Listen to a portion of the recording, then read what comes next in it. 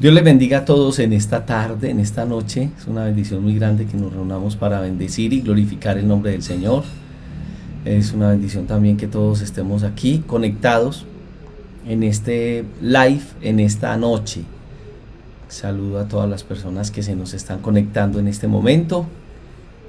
Y es bueno que estemos reunidos juntos para que estudiemos la palabra del Señor. En esta noche estaremos estudiando acerca de escatología bíblica y estaremos hablando acerca de el libro sellado con 7 sellos. Así es que estemos bien pendientes en esta hora a la palabra del Señor. Muy bien, no sé cuántas personas nos han conectado en este momento, tengo como algo por aquí, pero bueno, gracias a Dios estamos ya unidos en este tiempo de estudio de la palabra del Señor. Qué bueno que nos podemos ver a través de estos medios. Por el momento siempre ha estado el deseo de que nos unamos como iglesia para estudiar la palabra de Él, pero todo esto depende de los tiempos del Señor y cómo Él está guiando las cosas para que se nos den de la mejor manera. Y nos unimos todos juntos en este tiempo. Quiero saludar a los hermanos, cada uno de los hermanos de la iglesia, que sé que para nosotros es muy necesario y quisiéramos estar unidos en los cultos normalmente como lo hemos venido haciendo. Le damos gracias al Señor junto con los hermanos de la iglesia por las personas que hemos estado orando para que el Señor sea transformando sus vidas, a aquellas personas que no conocen todavía al Señor, y también oramos por algunos hermanos que han pasado por momentos muy difíciles en esta época de pandemia y que creemos que Dios está colocando su mano sobre ellos. Desde el proceso que ya hemos llevado a escatología, ya entramos a estudiar el libro de Apocalipsis como tal y empezamos a mirar las divisiones que habíamos dado acerca del estudio del libro de Apocalipsis. Entonces vamos a seguir estudiando en este sentido. Voy a por aquí intentar quitarle para que no se nos vaya a pausar el video, para que podamos no tener dificultades en la señal.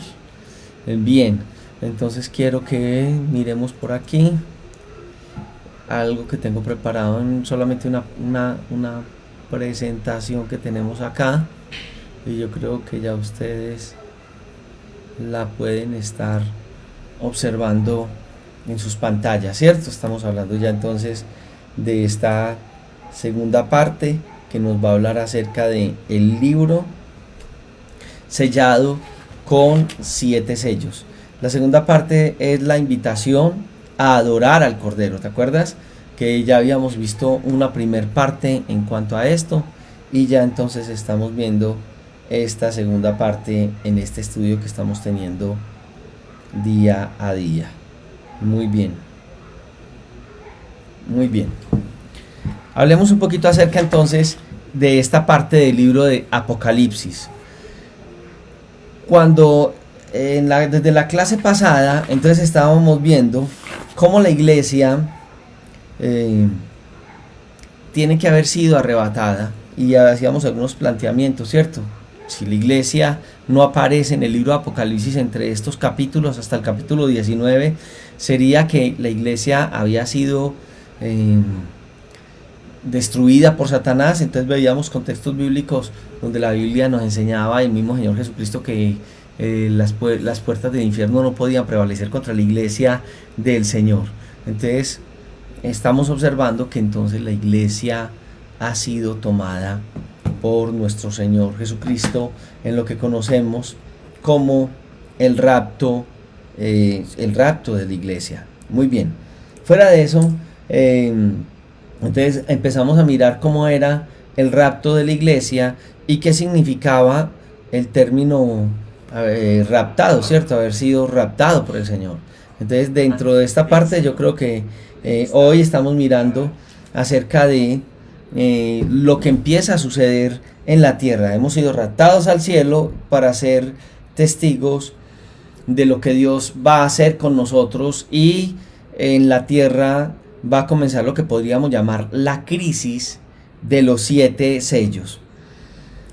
En el caso de las Sagradas Escrituras, nosotros vamos a mirar que Juan se va a convertir en uno de los personas que vemos en las Sagradas Escrituras a quienes Dios le permite ver lo que va a ocurrir durante todo este tiempo mientras nosotros estamos con el Señor después de haber sido raptados. Entonces Él va a estar, él observa lo que va a pasar en la tierra en este tiempo. Una de las cosas que vamos a notar, y quisiera invitarte a que fueras al libro de Apocalipsis capítulo 4, el versículo 2 y versículo 3, en donde Juan observa algo muy especial, muy sublime.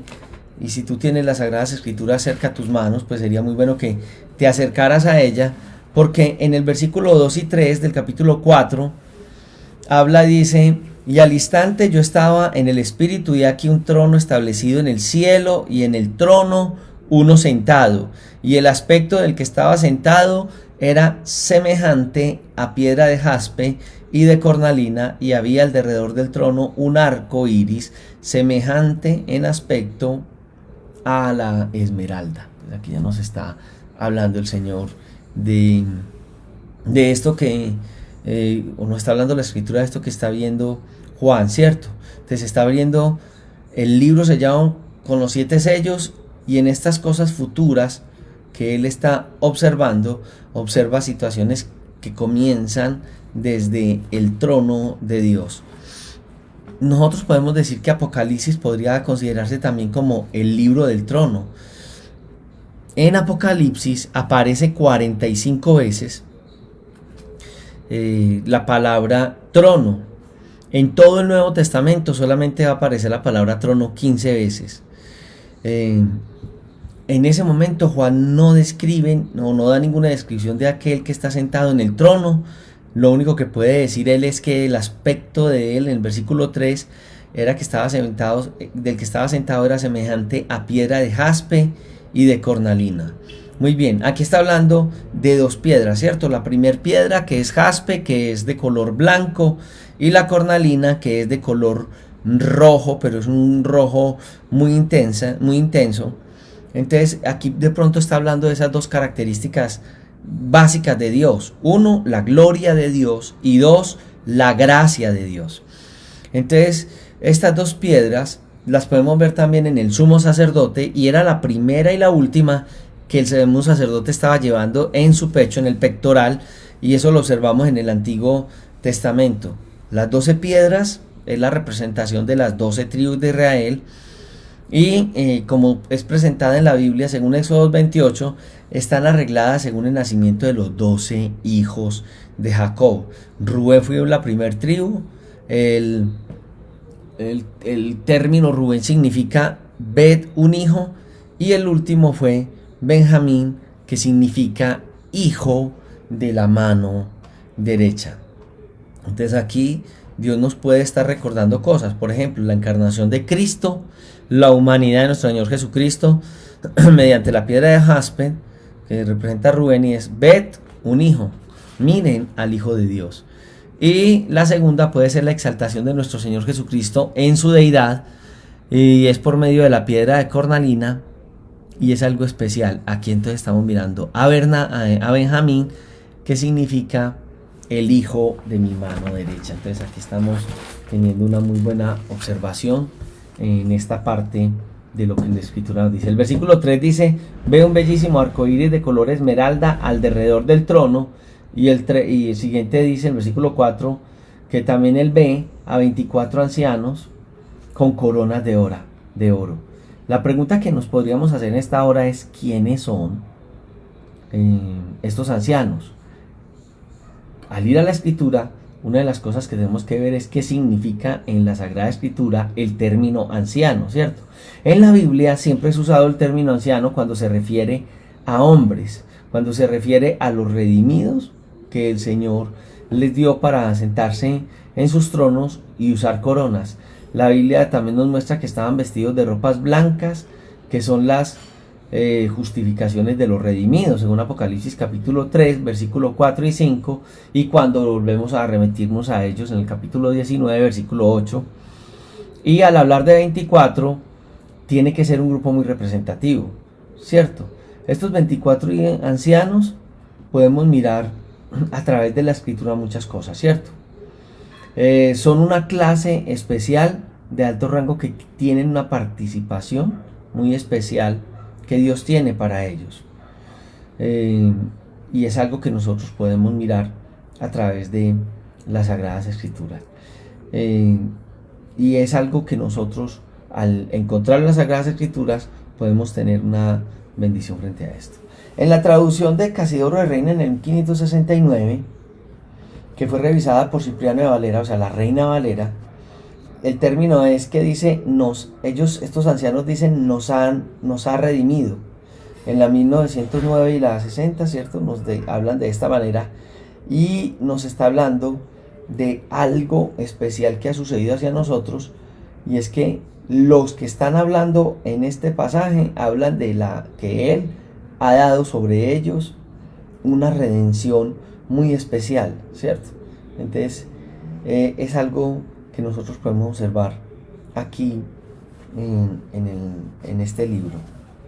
Muy bien, entonces algo que nosotros notamos de estos 24 ancianos es que 12 de estos ancianos van a representar la redención de Dios hacia el pueblo de Israel, y 12 de estos ancianos van a representar la redención de Dios hacia la iglesia. Entonces podríamos decir que los 12 ancianos, 12 de los 24 ancianos son los 12 patriarcas de Israel, y 12 de los 24 ancianos van a representar entonces a quienes representan la iglesia del Señor en el Nuevo Testamento, que serían los 12 apóstoles. Por eso el concepto de apóstoles, que es apóstoles, en el Nuevo Testamento vamos a mirar dos tipos de apóstoles, y en la traducción hoy puede decirse apóstoles, pero realmente en ese entonces hay dos términos diferentes para referirse, uno a los 12 apóstoles y otro término para referirse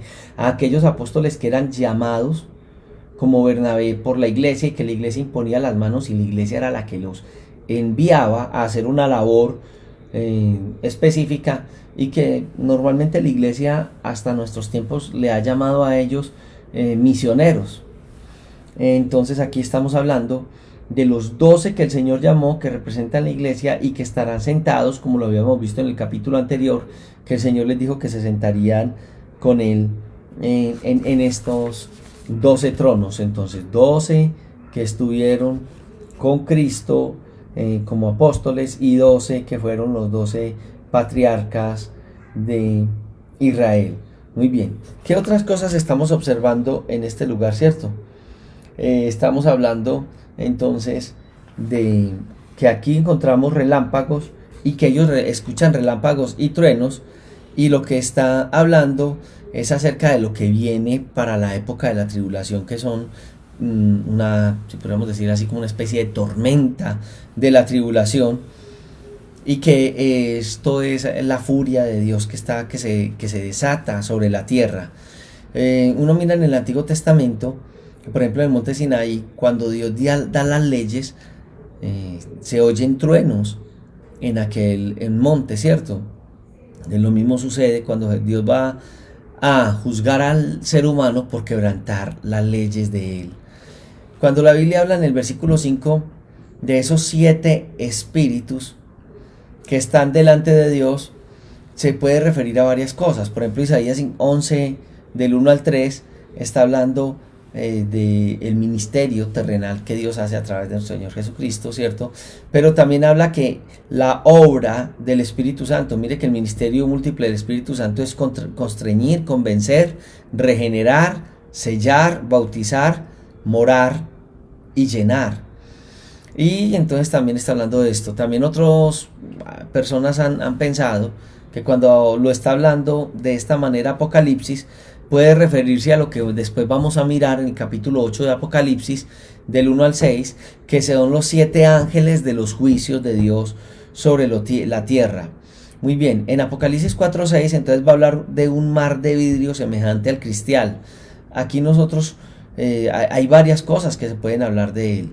Por ejemplo, se dice que delante del trono había un mar de vidrio semejante al mar de cristal, tal, y nos habla, hay una referencia a lo que había sucedido en el modelo del tabernáculo según Primera de Reyes 7:23, que dice: hizo fundir a sí mismo un mar de 10 codos de un lado al otro, perfectamente redondo, y su altura era de 5 codos. Primera de Reyes 7:23. Entonces aquí nos está hablando de esta parte que es tan especial, y esto nos habla acerca de la obra de Dios y cómo Dios purifica. En el caso de los sacerdotes necesitaban esta pila para ser purificados, ¿cierto?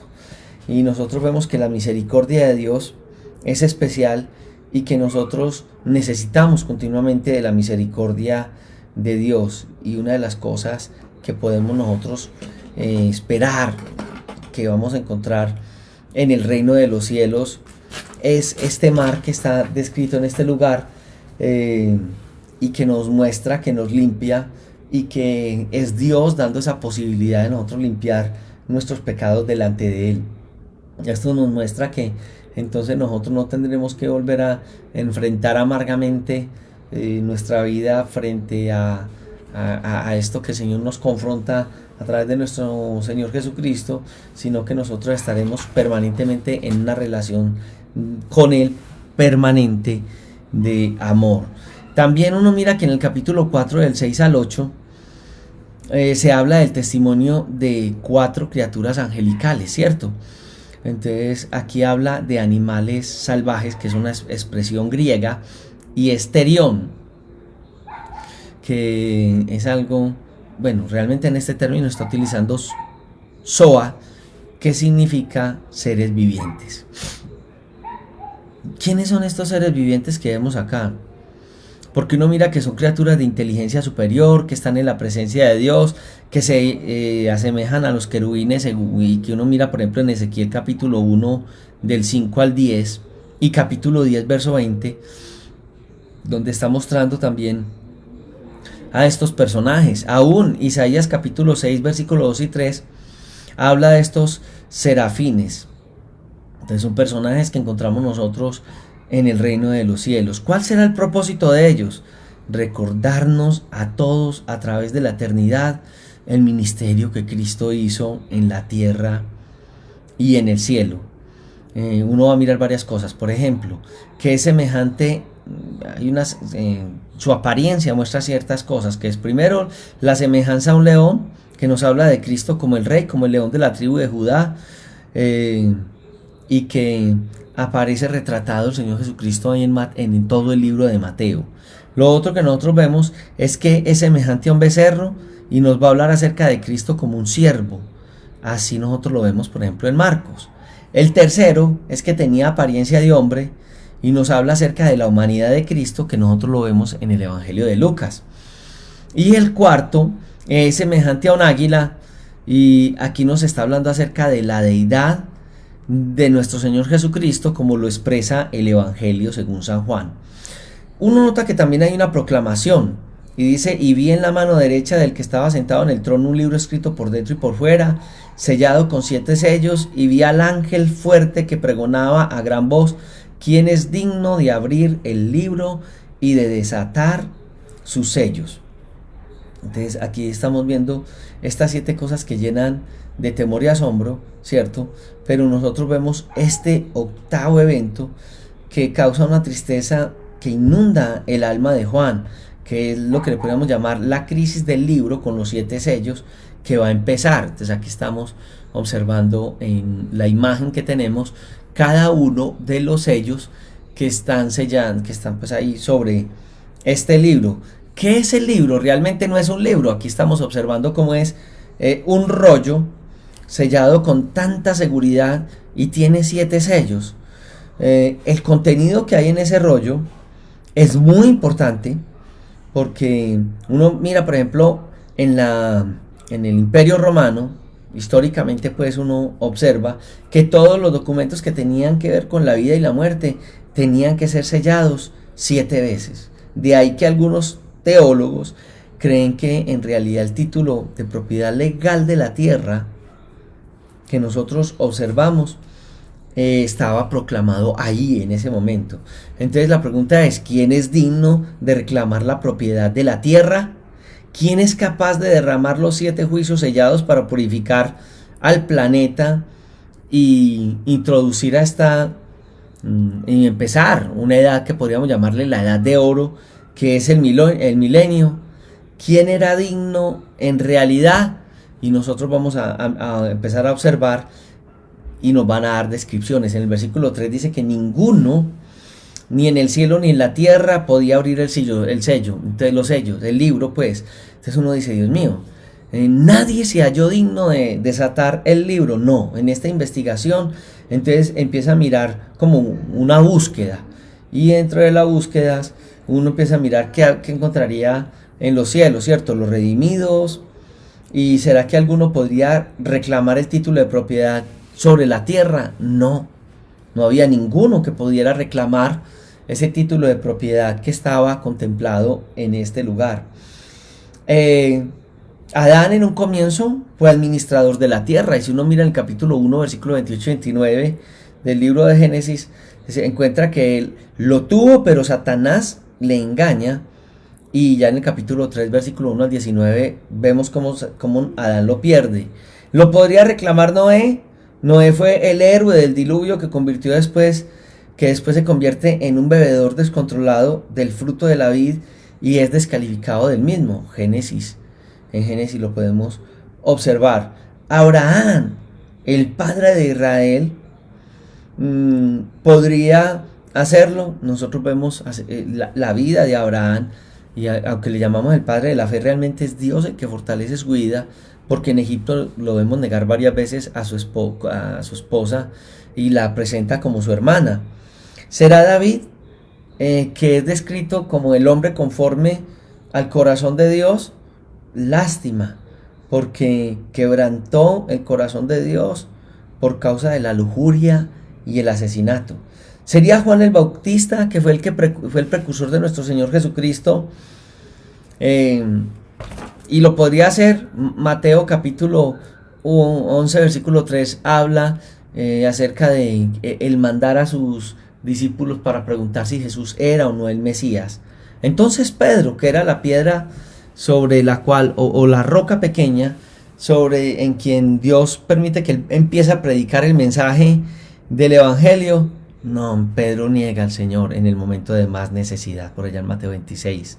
Entonces Pablo, que es uno de los más grandes que nosotros conocemos a través de las Sagradas Escrituras, no. Aún nosotros vemos en Hechos 21 una transigencia en un momento determinado. Entonces hay una búsqueda, y por ejemplo en la tierra, ¿quién puede lograr? ¿Quién puede superar este ambiente que nosotros tenemos en esta tierra pecaminoso? Nadie, ni en el cielo ni en la tierra, pudo abrir los sellos. Solamente uno, el Cordero, es digno de desatar los sellos. Entonces es algo tremendo que nosotros podemos hacer. Juan lo describe en el 5:4, dice: y lloraba yo mucho porque no se había hallado ninguno digno de abrir, ni de leerlo, ni de mirarlo. La pregunta que uno hace es: ¿por qué el apóstol Juan estaba llorando? Porque no encontraba quien desatara el libro, ¿cierto? Él se da cuenta de que no estaba todo conectado en cuanto a lo que los seres humanos estábamos bajo la maldición del pecado en nosotros. Entonces aquí nosotros vemos esas lágrimas de dolor y el sufrimiento y la muerte que se combinan al mirar las consecuencias del pecado desde Adán a todos los habitantes de la tierra. Siempre hay un lloro por la situación del dolor que hay en la humanidad, y ese lloro lo vamos a encontrar en toda la escritura. Por ejemplo, Abraham lloró sobre el cuerpo de Sara, Génesis 23:2. Israel lloró por las condiciones de esclavitud en Egipto, Éxodo 2:23. Moisés lloró a causa del pecado de María, Números 12:13. Josué lloró por la derrota de Israel, Josué 7 del 6 al 9. Noemí lloró al salir de Moab, Ruth 1:9. Ana lloró por causa de la esterilidad, Primera de Samuel 1:10. Samuel lloró a causa del fracaso de Saúl, Primera de Samuel 15:35.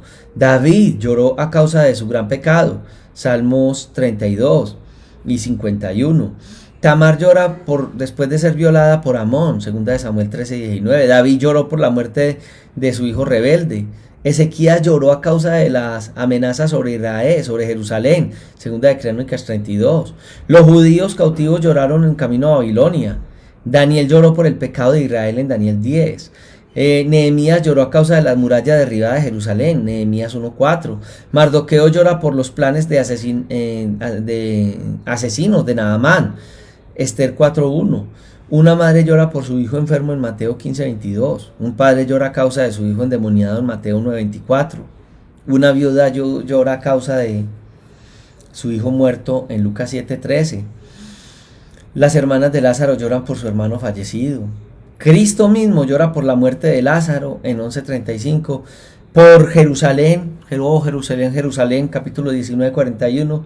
Y estas lágrimas van a cesar en este momento cuando el verdadero amo, Señor y dueño del universo y que es digno de desatar estos sellos, vuelva nuevamente. Hablamos de una manifestación. Dice que en el mismo texto está diciendo, y uno de los ancianos me dijo ahí en capítulo 5, versículos 5 al 7, no llores, he aquí el león de la tribu de Judá, la raíz de David, ha vencido para abrir el libro y desatar sus 7 sellos. Y miré y vi en medio del trono y de los 4 seres vivientes, y en medio de los ancianos estaba en pie un cordero como inmolado, que tenía 7 cuernos y 7 ojos, los cuales son los 7 espíritus de Dios enviados por toda la tierra, y vino y tomó el libro de la mano derecha del que estaba sentado en el trono. Qué glorioso momento el que nosotros observamos en esta descripción que nos da el libro de Apocalipsis. Uno de los tantos personajes que conocemos de la parte escatológica, que es el doctor John Phillips, al escribir frente a eso dijo, Juan se volvió para mirar un león, pero en vez de ver la áspera melena y su atemorizantes colmillos de un león, vio un cordero. ¿Hubo alguna vez un momento más dramático en la historia del universo?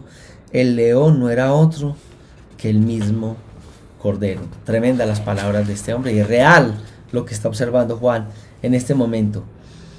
Entonces aquí estamos mirando a alguien, un héroe celestial, que osadamente toma el rollo de la mano derecha del Padre, ¿cierto? Y aquí nosotros no necesitamos especular porque sabemos que este gran personaje es nuestro Señor Jesucristo. ¿Cómo lo sabemos? Hay pruebas abrumadoras, ¿cierto? Por ejemplo, el Señor Jesucristo tiene las características del Cordero. En el Nuevo Testamento nosotros encontramos 29 referencias a nuestro Señor Jesucristo como Cordero. Y vamos a observar en todas, excepto en Primera de Pedro, capítulo 1, 19, que solamente el apóstol es el que emplea este texto para él. De lo contrario, estamos hablando que es un cordero, y está hablando, en el término griego aparecen del Nuevo Testamento la palabra cordero, y hay 2 palabras para cordero. Una es amnos, que es un cordero en general, y el otro es amión, que es un cordero doméstico. Aquí en Apocalipsis 5:6 se está utilizando amión como si fuera un cordero doméstico y que nos está hablando acerca del Jesús que está con nosotros. Ahora, ¿cómo podemos ver a Jesús también a través de la Escritura? Como ese cordero inmolado. Y vamos a encontrar la palabra griega que se usa para inmolado, que es esfato, y que se refiere a un tipo de muerte violenta. Entonces encontramos la misma palabra, por ejemplo, en 1 de Juan 3, 11 y 12, que dice que nos amemos unos a otros, no como Caín, que era del maligno y mató a su hermano. La palabra esfato aparece solo 7 veces en el Nuevo Testamento, y en 4 de ellas se refiere a la muerte de nuestro Señor Jesucristo, de Jesús como ese cordero inmolado. Ahora, también lo podemos ver a Cristo como el Cordero Todopoderoso, porque aparece representado con 7 cuernos, que si vamos a mirar el simbolismo bíblico, ¿cierto? Los cuernos significan poder y autoridad. Es un cordero, ¿cómo podemos ver a Jesús acá? Como un cordero omnisciente. El cordero, en este caso lo vemos poseyendo 7 ojos, que está hablando acerca del conocimiento y de la sabiduría de este personaje. Bueno, también tiene el Señor Jesucristo las características de un león. Juan le llama el león de la tribu de Judá, la raíz de David. Y nosotros vamos a mirar 3 pasajes bíblicos que nos explican el término. Por ejemplo, en Génesis 49, Jacob muriendo va a predecir que Judá, que es el 4º hijo de él, será semejante a un león y que posteriormente los reyes de Israel, incluido el Señor Jesucristo, procederán de esta tribu, y lo vemos en Génesis 49 del 8 al 10. Ahora, en 2 de Samuel 7, Dios le habla a David, que era de la tribu de Judá, y le dice que su reino sería eterno y que su casa reinaría para siempre.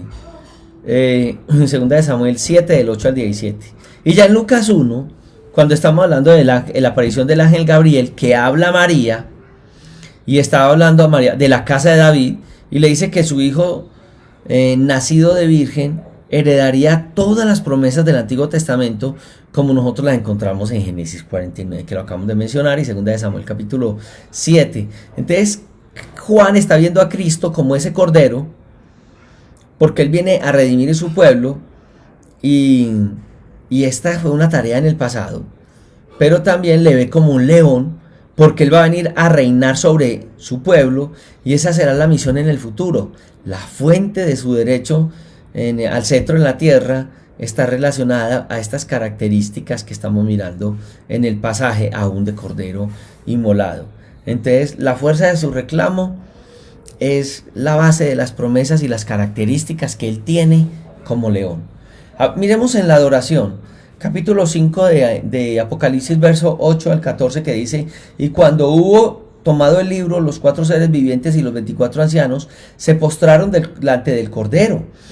Todos tenían arpas y copas de oro llenas de incienso, que son las oraciones de los santos, y cantaban un nuevo cántico diciendo: digno es el cordero de tomar el libro, de abrir sus sellos, porque tú fuiste inmolado y con tu sangre nos has redimido para Dios de todo linaje, lengua y pueblo y nación, y nos has hecho para nuestro Dios reyes y sacerdotes, y reinaremos sobre la tierra. Y miré y oí la voz de muchos ángeles alrededor del trono, y de los seres vivientes y de los ancianos, y su número era millones de millones, que decían a gran voz: el cordero que fue inmolado es digno de tomar el poder, la riqueza, la sabiduría, la fortaleza, la honra, la gloria y la sabiduría. Y a todo lo creado que está en el cielo y sobre la tierra y debajo de la tierra y en el mar, y a todas las cosas que ellos hay, oí decir: al que está sentado en el trono y al cordero sea la alabanza, la gloria, la honra, el poder por los siglos de los siglos. Y los 4 seres vivientes decían: amén. Y los 24 ancianos se postraron sobre su rostro y adoraron al que vive por los siglos de los siglos. Del versículo 8 al 14. Entonces podemos observar varias cosas. Por ejemplo, la fuente de esta adoración, ¿cierto? Ella viene de todas las direcciones e incluye a todas las criaturas: 24 ancianos, los 4 seres vivientes, los ángeles sin número, todos los que estaban en la tierra y todos los que estaban debajo de la tierra. Aquí tenemos que señalar en este punto que el apóstol Juan está señalando o separando cuidadosamente en lo que escuchó, los que cantaban, los que decían que escuchaba, lo que decían que escuchaba, de todos estos grupos que están involucrados, y solo de los redimidos Juan puede decir que ellos cantaban. Y una de las cosas que notamos es que los redimidos siempre cantan. Los lavados por la sangre del Cordero de Dios siempre cantan. Los hijos del Señor, pero no los ángeles, cantan. Entonces, lo que estamos observando es que nosotros estamos viendo que quienes han sido redimidos por la sangre de Cristo tienen el derecho de cantar, ¿cierto?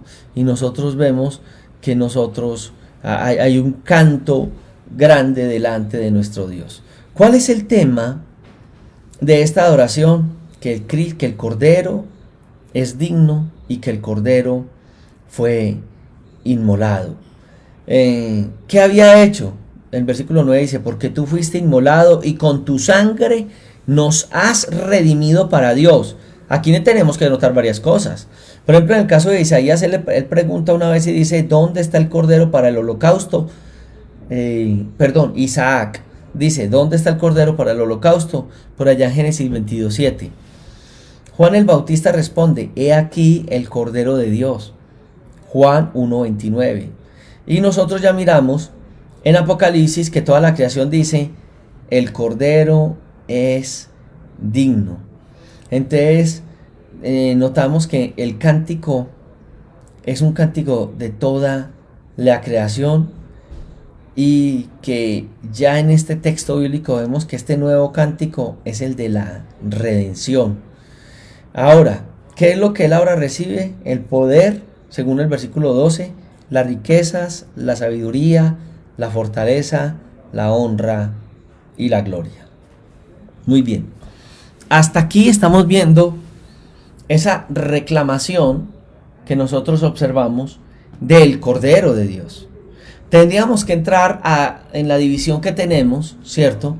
Habíamos visto que entonces Apocalipsis lo habíamos dividido en varias partes, y que la primera parte que nosotros estábamos notando dentro de este estudio que estamos haciendo del libro de Apocalipsis nos estaba mostrando, y donde nosotros pudimos ver cada una de las iglesias que está representando, y era cómo Dios instruye a los testigos del Cordero. Esa fue la primera parte que nosotros pudimos observar de una manera muy amplia. Después vimos la segunda parte, que era la invitación a adorar al Cordero.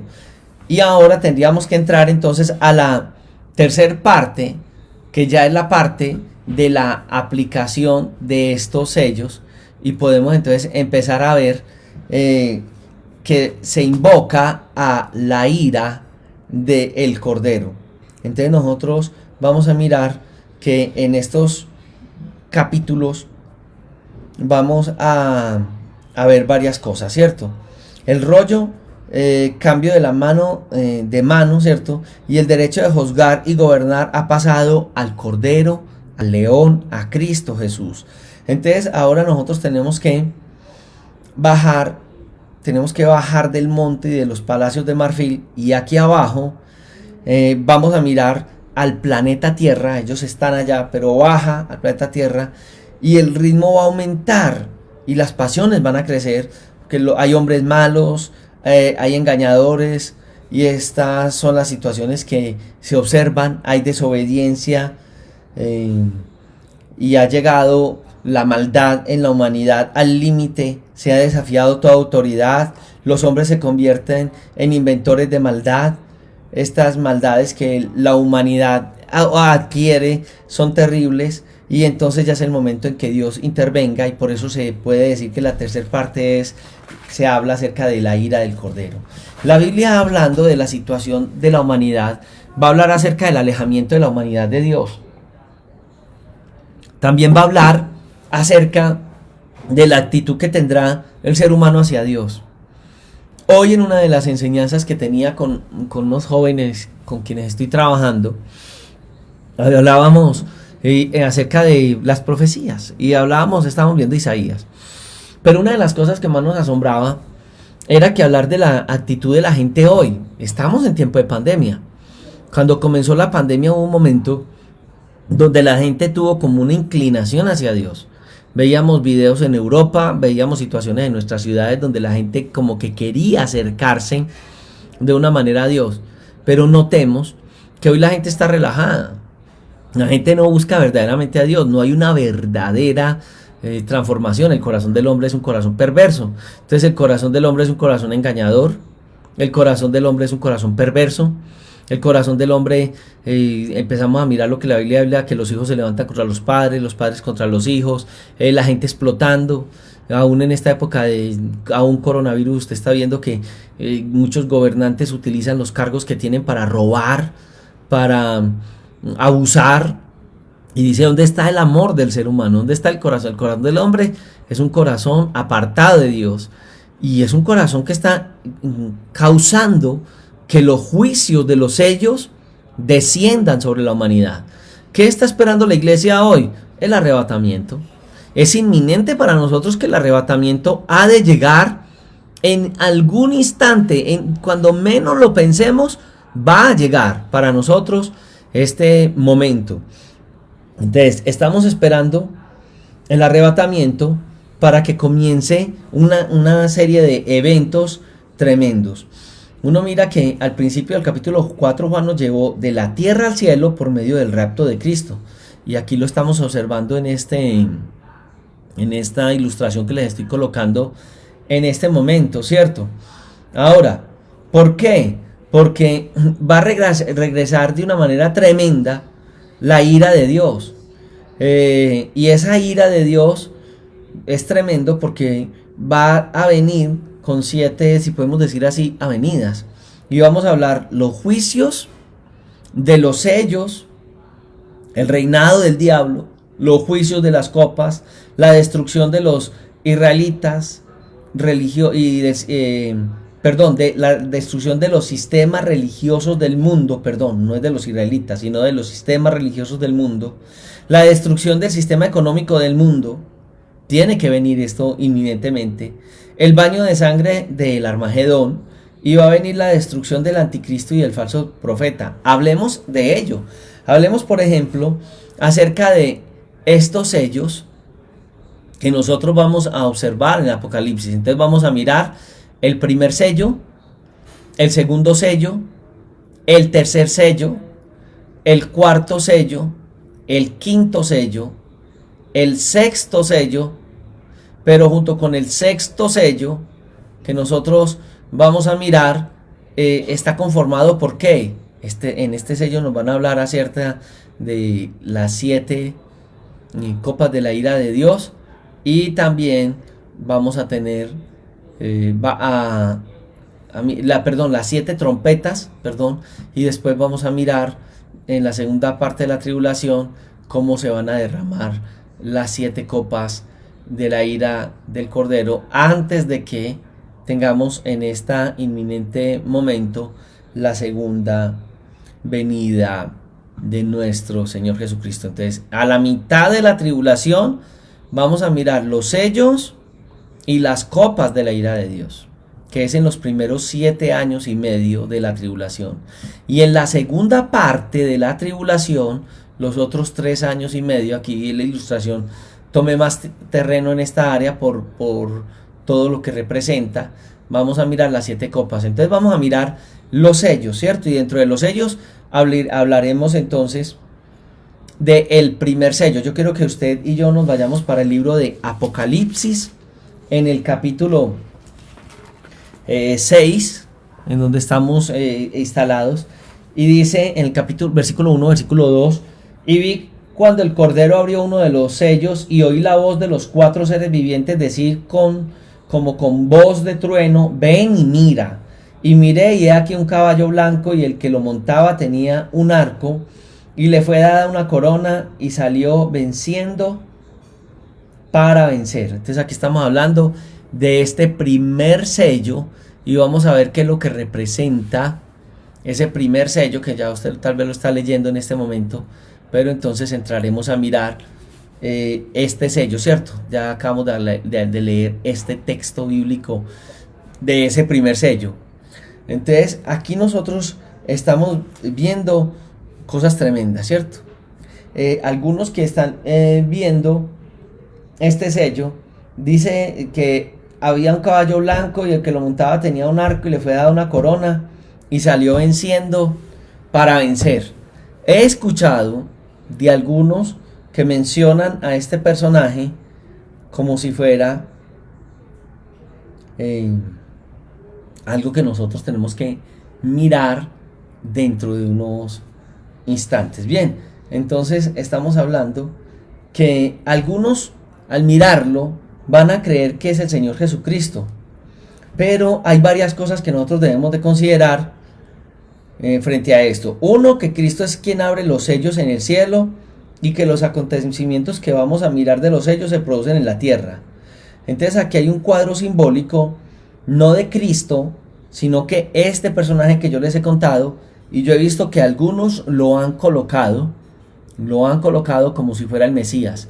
Aún en algunos lugares lo he visto en canales de televisión, entre comillas, en Centroamérica, como creyentes, pero presentan como si este personaje fuera Cristo. Este personaje no va a ser Cristo, va a ser el anticristo, que tiene bajo su dominio las 10 naciones de lo que hemos hablado del Imperio Romano. Y uno mira que este es el periodo de una guerra fría, y que este personaje notemos que lleva un arco pero no lleva flechas, lo que nos puede indicar que conquistaba, pero lo hacía más por medio de la diplomacia que por medio de la guerra. O sea, estamos hablando de un personaje que va a lograr frente a esto, pero bajo una guerra fría, y por eso lo estamos mirando a él, que no lleva lanza, solamente lleva el arco, y que va en un caballo blanco. Entonces lo veíamos como la guerra fría y el caballo blanco. Lo único que uno puede notar en común entre el pasaje que vemos del capítulo 6 versículo 2 y el 19:11 es que el caballo es blanco, ¿cierto? Pero nosotros podemos mirar en el capítulo 6 versículo 2 a este jinete, que es simbólico.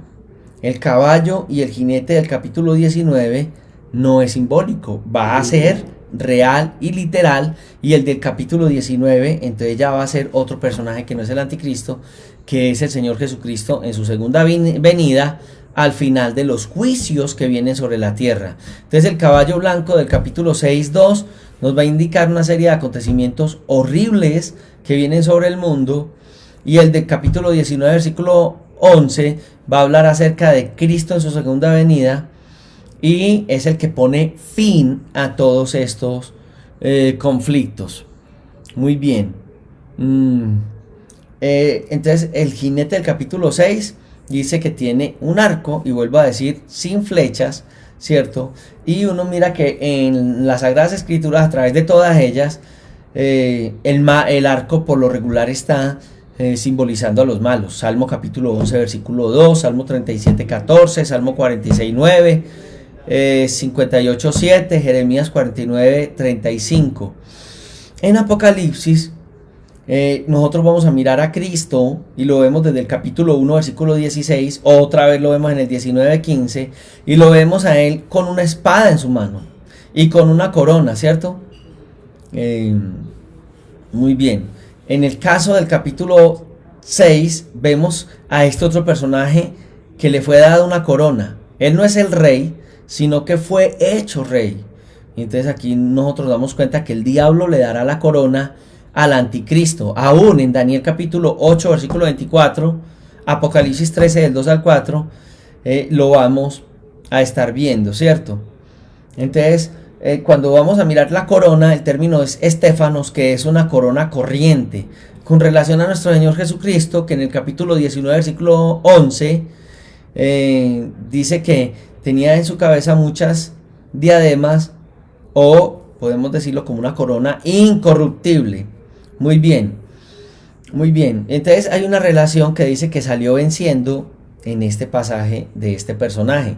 Bueno, uno mira en la profecía de Daniel y enseña que al principio de este periodo del anticristo él tendrá éxito, que él conquistará. Aún en el capítulo 7 versículo 7, capítulo 7 versículo 8, 20, 21, 23 y 24 de Daniel, y en el capítulo 8, 23 al 25, capítulo 9, 27 de Daniel, y 11, 36 al 45, habla de este personaje, como lo está describiendo Apocalipsis 6, como alguien que conquistará engañando a la gente, o sea, manipulando a la gente, alguien que conquistará con diplomacia en algo que él está haciendo. Muy bien. Entonces, conquista con engaños, como pacificador, el mundo le cree, lo recibirá, Juan 5:43, y el caballo blanco, pues es una forma seductora de Satanás, porque lo presenta como la gente puede ver tal vez a nuestro Señor Jesucristo, aunque detrás de este caballo blanco va a venir el rojo de la guerra, ¿cierto? Va a venir el negro del hambre y va a venir el amarillo, que tiene un color de cadáver, que es el de la muerte. Muy bien. Entonces este jinete del capítulo 6, versículo 2, que aparece en caballo blanco, es un imitador de nuestro Señor Jesucristo. El Señor Jesucristo habla de toda esta situación en Mateo capítulo 24, versículo 4 y 5, en Juan 5:43, y recuerda que en Daniel ya lo habíamos visto por allá en el capítulo 9, 27. Hablando de los juicios de la gran tribulación, uno nota que se inician con el primer sello, que es la manifestación que iniciará con el primer sello, que va a ser la manifestación de el anticristo. ¿Y por qué? Porque alguien está impidiendo que él haga esa acción en el mundo, y es la acción del Espíritu Santo a través de la iglesia que está en esta parte. Cuando la iglesia desaparece de la escena y la obra del Espíritu Santo a través de retener la obra del maligno ya no esté, entonces lastimosamente vamos a mirar esta situación tan terrible que empieza entonces a aparecer. Vamos a mirar en el segundo sello que aparece en Apocalipsis capítulo 6, versículo 3, que nos dice: cuando abrió el segundo sello, oí al segundo ser viviente. Vámonos para el segundo sello, yo creo que lo tengo acá. Muy bien. Al segundo ser viviente que decía: ven y mira, y salió otro caballo bermejo, y al que lo montaba le fue dado poder.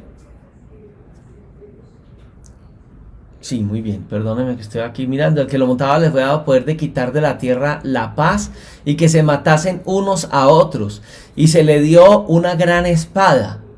Muy bien. Entonces aquí nos está hablando acerca de esta situación, y vamos a notar que hay una dificultosa paz que el jinete del caballo blanco trae a la tierra, porque es una paz que no es una paz permanente, es una paz falsa, es una paz temporal. El anticristo va a prometer paz, pero recuerda que dirán paz y paz, pero solamente hay uno que puede dar paz en realidad, que es nuestro Dios. Mire que Isaías, cuando escribe por allá en el 57, verso 20 y 21, dice que los impíos son como el mar en tempestad, que no pueden estarse quietos, y sus aguas arrojan cieno y lodo. No hay paz, dijo Dios, mi Dios, no hay paz para los impíos. Entonces, aquí se habla y se abre un tiempo de una gran hostilidad que se va a experimentar entonces sobre la tierra. Muy bien, es algo que nosotros entonces podemos observar de una manera terrible, que va a ocupar, que se va a ocupar sobre la haz de la tierra. Hablemos del tercer sello, y ya este tercer sello lo describe Apocalipsis 6, 5 y 6, capítulo 6, versos 5 y 6, que dice: cuando abrió el tercer sello, oí al segundo ser viviente que decía: ven y mira. Y miré, y he aquí un caballo negro, y el que lo montaba tenía una balanza en la mano, y oí una voz en medio de los cuatro seres vivientes que decía: 2 libras de trigo por 1 denario, y 6 libras de cebada por 1 denario, pero no dañes el aceite ni el vino. Entonces estamos viendo este tercer juicio que va a traer hambre sobre la tierra, y el caballo negro va a pronosticar entonces la muerte, y es una balanza la que da a entender que es algo que reacciona tremendo a través de la comida. Una de las cosas que uno va notando, y que lo ha estado escuchando continuamente, lo hemos estado escuchando de nuestros científicos, estamos notando varias cosas en la tierra. Una de las cosas que notamos es que la tierra hoy está demandando y está pidiendo, en medio de la crisis que está viviendo, un gobernante mundial. No es raro que hemos estado escuchando de los gobernantes de la tierra, estamos hablando de presidentes como el presidente de los Estados Unidos, como en Europa, todos estos países que están en esta gran alianza. Y una de las cosas que estamos escuchando de ellos es que están demandando que haya un gobierno a nivel mundial. Entonces esto es algo tremendo, porque se están esperando que aparezca en escena alguien que cumpla las condiciones para ser recibido a nivel mundial.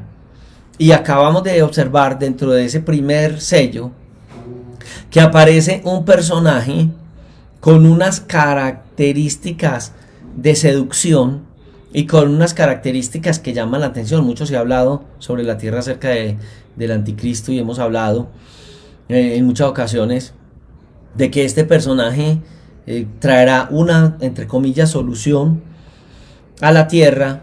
Para que los mismos judíos lo acepten, tendría que tener sangre judía, que es una de las cosas que algunos no han observado. Después vamos a mirar las características del anticristo, y que una de las cosas que el mundo hoy necesita y anhela a nivel mundial es que haya una paz mundial. El mundo hoy necesita una paz mundial. También dentro de lo que nosotros hemos estado observando, estamos viendo que aunque la Biblia profetiza, por ejemplo, acerca de la necesidad que el mundo tiene de que exista una paz mundial, nosotros vemos que en el segundo ser viviente, ¿cierto?, que es el caballo bermejo, había algo de la necesidad de que el mundo vea que necesita la paz, y para que haya la paz, entonces tiene que haber guerra sobre la paz de la tierra. Entonces este primer personaje aparece, y solamente aparece.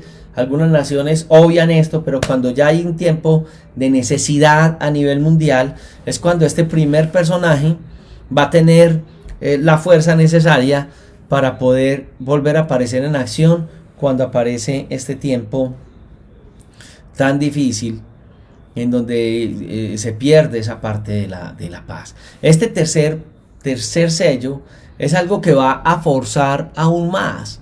¿Por qué? Porque está mostrando una gran necesidad que el mundo va a tener, un hambre mundial. ¿Cómo superar el hambre mundial? Una de las formas que podemos superar el hambre mundial es unirnos. ¿Te acuerdas de ese sistema? Bueno, los sistemas que hemos hablado de cooperativismo y estas cosas, que yo te ayudo, tú me ayudas, venimos juntos y cada uno ponemos nuestro granito de arena para poderlo hacer. Entonces, cuando ya viene esta hambre sobre la tierra, que es uno de los juicios, y que no vamos a ver un caballo montado, sino que vamos a empezar a mirar se va a empezar a ver, vamos a ver, no, porque nosotros ya hemos sido arrebatados, pero en el mundo se va a empezar a mirar esta gran necesidad, porque hay hambre sobre la tierra. Entonces habla de muerte a causa del hambre, y que tiene que haber una reacción mundial para poder suplir la necesidad de la comida, ¿cierto? Entonces ya vienen a hablar de las 8 medidas de trigo y 24 de cebada, ¿cierto? Que está hablando de unas grandes condiciones de hambre, y con el costo de un salario, como no poder lograr subsidiar toda esta situación. No es raro lo que nosotros hoy también estamos experimentando sobre la tierra. No estamos hablando que ya son esos juicios, pero sí estamos viendo como una sombra de lo que podría acontecer, porque situaciones como las pandemias que han de venir para el tiempo de la tribulación, más fuertes que el tiempo que estamos viviendo, harán que la situación sea peor. Si hoy hay hambre, hay necesidad en nuestros pueblos a causa de una pandemia, que en lo que no tenemos libertad de salir a comercializar, a trabajar, a laborar.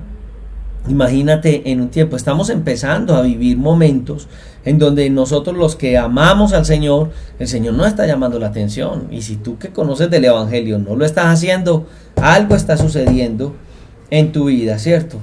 Hay algo muy bravo que se va a dar para este tiempo, entonces, que nosotros empezamos a observar que es un tiempo de hambruna en la época de la tribulación. Entonces vamos a hablar de hambruna. Detrás de la hambruna tenemos que hablar de enfermedades, porque eso todo va junto, que va acompañada de una mala alimentación. Hoy no, quienes sufren más el coronavirus son las personas que o tienen enfermedades X o lastimosamente tienen una mala dieta en su alimentación, y por eso nosotros podemos observar esta situación. Entonces imagínate cuando estos tiempos apocalípticos lleguen e invadan la tierra. Bueno, el tiempo, alguien decía que el tiempo es un gran enemigo. Yo no sé si llamarle enemigo o decir que el tiempo también pues a veces con nosotros no es muy justo, ¿cierto?